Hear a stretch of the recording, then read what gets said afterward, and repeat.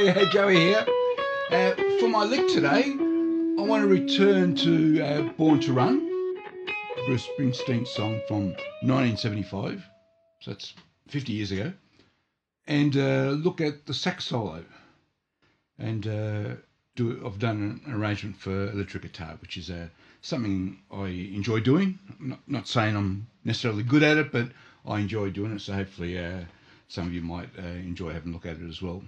I forgot to mention, so my last video was about the guitar parts in Born to Run, and I forgot to mention that the song is in this book, 1001 Songs.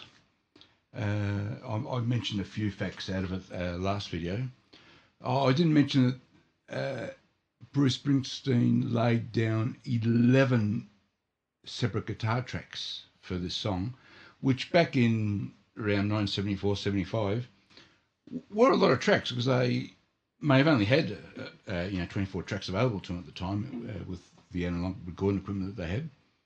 So almost half the tracks were dedicated to guitar, and that might help explain that fantastic guitar sound that they got right through the song.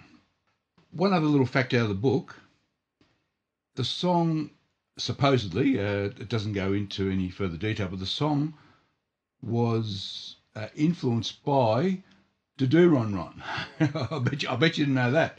I mean, initially I couldn't see it, except it then occurred to me, Phil Spector produced Do Ron Ron, so what they're referring to is the Phil Spector wall of sound approach to recording. So the production of Born to Run may have been influenced by whatever production value they put into Do Ron Ron. I'm guessing, yeah. I don't think the song sounds too much like any part of Do Ron Ron that I can remember. Is there a sax solo in Do Ron Ron? I mean, there might be. It might be a similar sax solo. I don't know. Anyway, we're looking at the sax solo. So let me put the tabs up. Yep. Okay.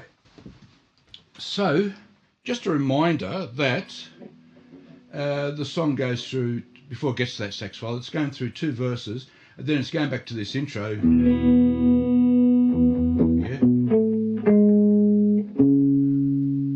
And then this, I'm showing the bar of B there, the final bar of that intro. Yeah. So 1, 2, 3, 4, and then the sax solo comes in at the very end of that bar of B. Yeah. Yeah. Those two quick sixteenths. Yeah. So you're going 1, 2, 3, 4.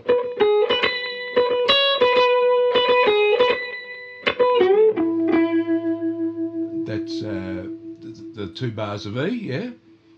And then you go into the A, once again doing the double B, yeah, to the bar of B, and again, that B note is just, you're hitting that B note just before the end of the bar of A, and it's hanging over to the start of the bar of B, yeah, by half a beat. Then you've got this nice little bend. The only bends we do are half step bends, we've got this bend. We do one bend to the F sharp, yeah, yeah, and then the only other bends we're doing are half step bends from the D sharp to the E. Worth mentioning that pretty much this whole solo is sitting comfortably inside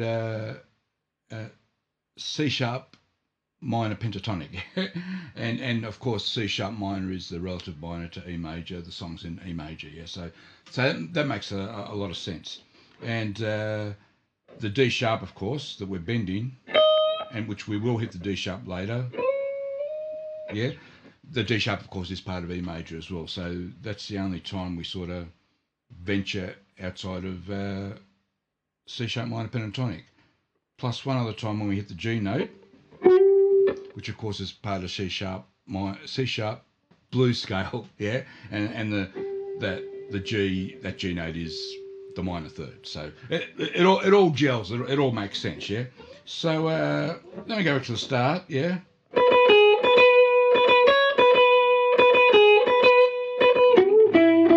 Yeah.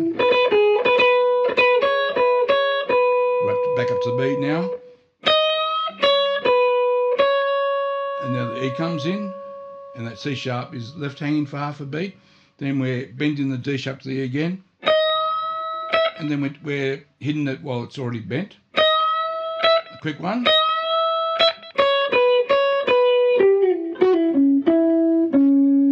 That's a very nice bit in that bar of E, yeah? You'll do that. And with that's C sharp is hanging for the start of the A. Yeah? So they're all very nice, interesting notes are left hanging for the next bar to start. Now, here, we've got a series of quick notes. C sharp's left and over, and then before that beat ends, you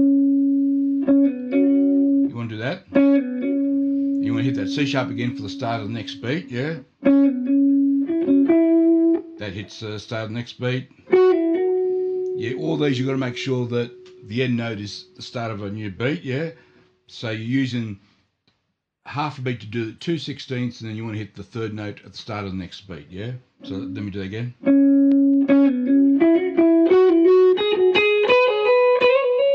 And then once we get up to this bit, we're now up to the bar of B, yeah? That's the bar, it starts the bar of B. Slide up to the 14th. That note, the C sharp, we're holding now for a full beat, yeah? Full beat. Slide up to the D sharp, full beat, and then as the C sharp minor comes in to end the whole solo, yeah, you want to bend that D sharp to an E, as we're doing back here. Yeah. And holding that for a whole bar or more, as long as you got sustain, you hold it. Yeah. Look, lovely solo, isn't it? And lovely build up to to a big crescendo, and ending on that nice E note for the C sharp minor. And then this bit of the solo ends with you're going back to the chords, B, E, and then that sus4 bit comes in.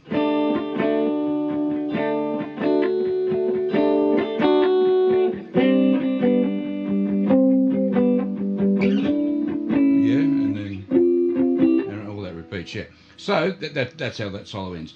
All right, let me go through it all one more time slowly with the tabs. And that'll be it. I don't have a backing track for today. Yep, okay. So.